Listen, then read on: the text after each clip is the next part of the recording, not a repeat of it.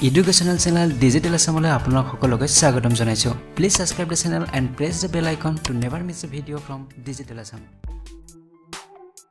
নমস্কাৰ মই পল আৰু আপোনালোকে চাই আছে Digital Assam আজি এই ভিডিঅ'ত আমি আলোচনা কৰিম উইকলি কাৰেন্ট এফেয়াৰ্স 18 ফেব্ৰুৱাৰীৰ পৰা 24 ফেব্ৰুৱাৰীলৈকে আগৰ কাৰেন্ট এফেয়াৰ্সৰ ভিডিঅ' মোৰ লিংক ডেসক্ৰিপচন বক্সত দিয়া আছে তাত গৈ আপোনালোকে চাব পাৰিব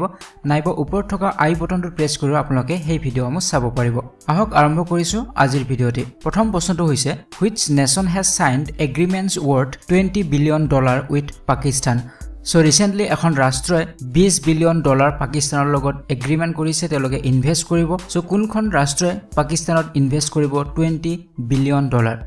চাৰিটা অপচন আছে UAE চাইনা বাংলাদেশ আৰু সৌদি আৰবিয়া শুদ্ধ উত্তৰটো হৈছে option number D Saudi Arabia so recently Saudi আৰবৰ ৰাজকুমাৰ মোহাম্মদ বিন সালমান তেখেতে ভিজিট কৰিছিল পাকিস্তান দুদিনৰ বাবে তাত তেখেতে এটা চুক্তিত স্বাক্ষৰ কৰিছে আৰু সেই চুক্তি অনুযায়ী $20 billion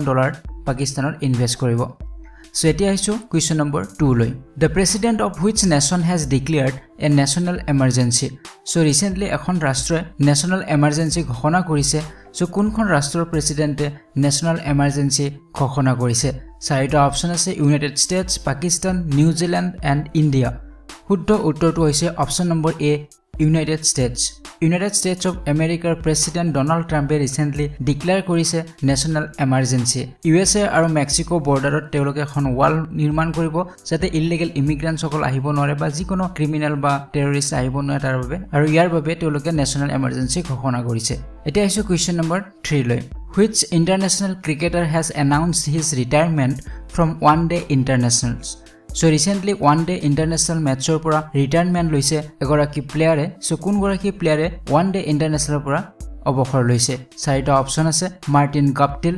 Ross Taylor Rohit Sharma আৰু ক্ৰিছ গেইল শুদ্ধ উত্তৰটো হৈছে option number D Chris Gayle so recently West ইণ্ডিজৰ খেলুৱৈ ক্ৰিছ গেইলে one day international cricket matchৰ পৰা অৱসৰ লৈছে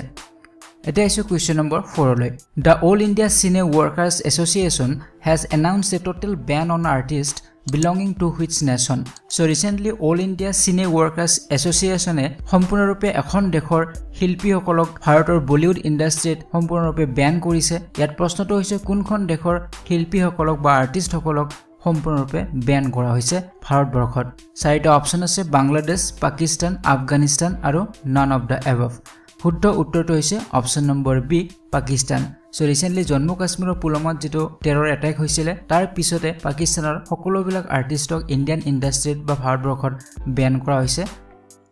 এটা আছে question number 5 লৈ The International Cricket Council banned UAE based coach Irfan Ansari for how many years So recently UAE cricket coach Irfan Ansari ICC A ban কৰিছে কিমান বছৰৰ বাবে তেখেতক ব্যান কৰা হৈছে চাৰিটা অপচন আছে 1 year 3 years 5 years and 10 years শুদ্ধ উত্তৰটো হৈছে অপচন নম্বৰ ডি সো 10 বছৰৰ বাবে তেখেতক ব্যান কৰা হৈছে এটা আছে question number 6 লৈ Government announced Operation Digital Board to boost which of the following So recently Bharat চৰকাৰে লঞ্চ কৰিছে Operation Digital Board সো তলত উল্লেখ কৰা কোনটো সেক্টৰক আগবঢ়াই লৈ যোৱাৰ বাবে এই Operation Digital Board লঞ্চ কৰা হৈছে বা মুকলি কৰা হৈছে চাৰিটা অপচন আছে online education e education digital education and direct education শুদ্ধ উত্তৰটো হৈছে option number C digital education operation ব্ল্যাকবোৰ্ডৰ ওপৰত ভিত্তি কৰি এখন নতুন বোৰ্ড গঠন কৰা হৈছে এইখন নাম হৈছে অপাৰেশন ডিজিটেল বোৰ্ড আৰু ডিজিটেল এডুকেশ্যনক আগবঢ়াই লৈ যোৱাৰ বাবে এই বোৰ্ডখন গঠন কৰা হৈছে এটা আছে question number 7 লৈ Union Minister Suresh Prabhu recently launched SWAT initiative on which platform কেন্দ্ৰীয় মন্ত্ৰী সুৰেশ প্ৰভু ৰিসেন্টলি লঞ্চ কৰিছে SWAT কোনটো প্ল্যাটফৰ্মৰ বাবে এই প্ৰগ্ৰামটো লঞ্চ কৰা হৈছে চাৰিটা অপচন আছে গভৰ্নমেন্ট ই-মাৰ্কেটপ্লেস নীতি আয়োগ election commission and none of this শুদ্ধ উত্তৰটো হৈছে অপচন নম্বৰ এ গভৰ্নমেন্ট ই-মাৰ্কেটপ্লেস এটা আছে question number 8 লৈ which city hosted the 4th India Asian Expo Summit so recently চতুৰ্থতম ইণ্ডিয়া এছিয়ান এক্সপো সামিট অনুষ্ঠিত হৈ গৈছিল কোনখন চিটিয়ে এই সামিটখন হোষ্ট কৰিছিল চাৰিটা অপচন আছে নিউ দিল্লী কলকাতা গুজৰাট আৰু উৰিষ্যা শুদ্ধ উত্তৰটো হৈছে option number a new Delhi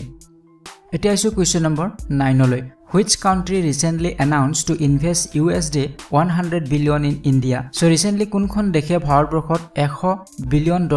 invest কৰিব বুলি ঘোষণা কৰিছে চাৰিটা অপচন আছে USA, Saudi Arabia, বাংলাদেশ আৰু মৰক্কো শুদ্ধ উত্তৰটো হৈছে option number B Saudi Arabia so recently ভাৰতবৰ্ষত আহিছিলে সৌদি আৰবৰ প্ৰিন্স মোহাম্মদ বিন সলমান আৰু তেখেতে ভাৰতত আহি এনাউন্স কৰিছিলে যে $100 বিলিয়ন তেখেতে ভাৰতবৰ্ষত ইনভেষ্ট কৰিব এতিয়া আছে কোৱেশ্চন নম্বৰ 10 লৈ When is the International Mother Language Day observed every year? কেতিয়া আন্তঃৰাষ্ট্ৰীয় মাতৃভাষা দিৱস পালন কৰা হয় চাৰিটা অপচন আছে 21 ফেব্ৰুৱাৰী 22 ফেব্ৰুৱাৰী 23 ফেব্ৰুৱাৰী আৰু 24 ফেব্ৰুৱাৰী শুদ্ধ উত্তৰটো হৈছে অপচন নম্বৰ এ 21 ফেব্ৰুৱাৰী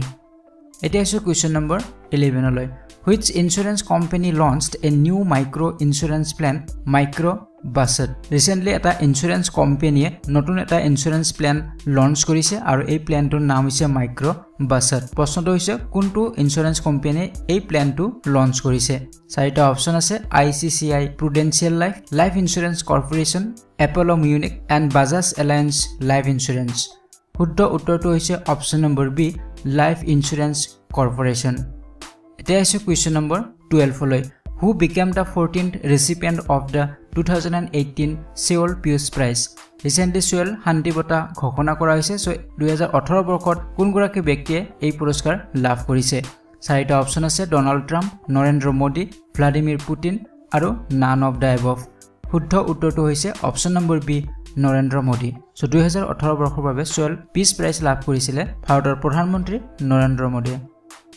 এতিয়া আছে কোৱেশ্চন নম্বৰ 13 লৈ Who won the prestigious Global Future for Nature Award 2019 So recently Global Future for Nature Award 2019 বৰ্ষৰ বাবে ঘোষণা কৰা হৈছে কোনগৰাকী ব্যক্তিয়ে এই বঁটা লাভ কৰিছে চাৰিটা অপচন আছে doctor Divya Karnat doctor Neetu Singh doctor Kamal Sharma আৰু ডক্টৰ নীলু মিশ্ৰ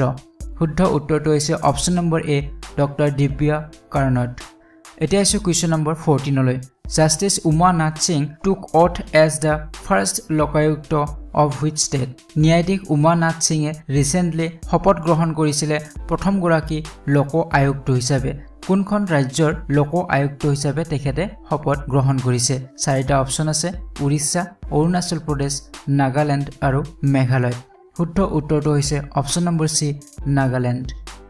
এতিয়া আছে আজিৰ ভিডিঅ'টিৰ শেষৰটি প্ৰশ্ন কোৱেশ্চন নম্বৰ 15 লৈ Where has Rajnath Singh inaugurated the Ways to Wonder Park recently? So recently Rajnath Singh উদ্বোধন কৰিছে এখন নতুন পাৰ্ক আৰু এই পাৰ্কখনৰ নাম হৈছে Ways to Wonder so এই পাৰ্কখন কোট মুকলি কৰা হৈছে চাৰিটা অপচন আছে আসাম নিউ দিল্লী মুম্বাই আৰু হায়দৰাবাদ শুদ্ধ উত্তৰটো হৈছে নিউ দিল্লী So friends আজিৰ ভিডিঅ'টি ইমানেই আছিল যদি ভিডিঅ'টি ভাল লাগিছে লাইক আৰু শেয়াৰ কৰিব নপাহৰিব পৰৱৰ্তী ভিডিঅ'ত পুনৰবাৰ লগ পোৱাৰ আশাৰে আজিলৈ বিদায় লৈছো ধন্যবাদ